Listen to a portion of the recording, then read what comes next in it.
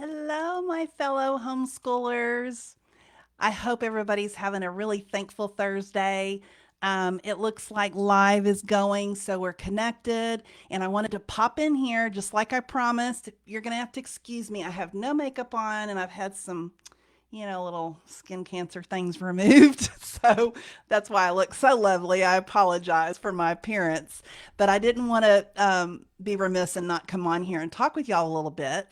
And I promised you that we're going to start really plugging into the whole what's the best curriculum question that everybody keeps asking in all of our groups, and we're all talking among ourselves, and it's a topic that really does need to be discussed. And I think not just flippantly, like, oh, let me tell you what my favorites are, because I can tell you that all day long, but it may not match what your family's rhythm and needs are and how your learner learns, right? We're all very unique. And so I want to talk first, before we jump into the curriculum aspect, first we need to talk about philosophies. And really, homeschool philosophies are just basically, you can look at it as different ways of approaching education. They shape how you teach and what materials you choose and what you prioritize in your own homeschool. Because remember, we're not trying to just recreate school at home. And my homeschool should look very different than yours, and yours should look very different than, Sally that's down the road. No two homeschools ever look alike. So keep that in mind. And that should also be your permission and your grace that you don't need to compare what everybody else is doing. Because remember, if you've known me long enough, you've heard me say, when you compare, it just robs you of your joy. And so don't do that, okay? So some of homeschool structure are very structured, like a traditional approach is very structured. Some homeschoolers like a literature and relationship rich type homeschooling environment, like Charlotte Mason. Some really prefer the academic rigor and skill building, more like a classical approach would offer. And some are child led and flexible, like unschooling. We've all heard that. And many of us kind of end up somewhere eclectic, is the word I like to use, because that accurately depicts. Sometimes we pull from several different philosophies and we build something that truly fits our child, us as the educator, and our homeschool rhythm and what the needs are in our home. So the first one that I'm going to cover today is the traditional style. And what is it? This is the most familiar school at home style. It follows a fairly structured approach with your textbooks, your workbooks, grade level expectations, quizzes, tests, and a set of subjects. And it's a best fit for parents who want that structure and predictability, kids who do well with routine and clear expectations, families transitioning out of public or private school who want something familiar. So you want to think along the lines of, in that homeschool environment, you would see more desks or at least an assigned table area, lesson plans, textbooks, checklists, graded work. And as I'm going through these, I want you to kind of think which one sounds like you and which one sounds like something. If you have multiple age kiddos at home, what sounds like something that would work for each one of those kiddos? And what is your family's rhythm? And then the second one I want to kind of touch on is classical approach. The classical education, it focuses on teaching children how to think, not what to think, but how to think critically, not just what to memorize. And it often follows the trivium.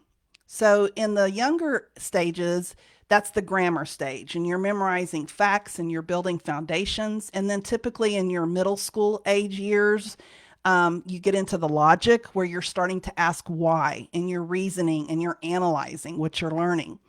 And then the high school age is your rhetoric stage, where you're really becoming, the children are becoming much more communicative. They communicate very deliberately. They are learning debate and they're writing persuasively. And the classical approach is really best fit for families who value rich academics, the literature, history, and discussion, and strong readers or verbally inclined learners.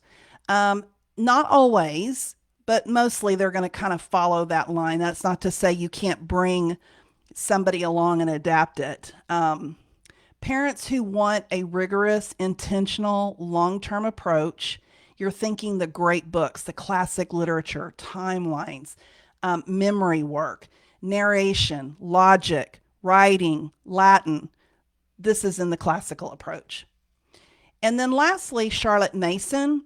And this is a good fit for a homeschool that's wanting a more gentle approach, but rich, and that emphasizes living books instead of dry textbooks, perhaps, shorter lessons, time outdoors, spent more time outdoors, habit training, narration, art, music, and nature study. It views children more as whole people, not just students completing assignments. And this is a good fit for families who want beauty and gentleness and depth, kids who love stories, nature, art, and hands-on observation, and parents who they don't want a heavy workbook approach.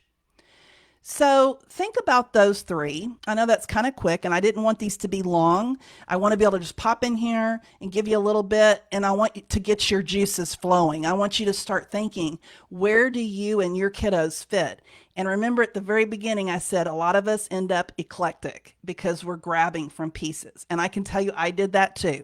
I probably started in the very early stages of more Charlotte Mason style, but by the time, I mean, very quickly we kind of pivoted and we were really more deeply classical in approach. And remember also, and I talk about this in my book, The Homeschool Roadmap, that you need to look at where your long-term goals are for those kids. What are their long-term goals?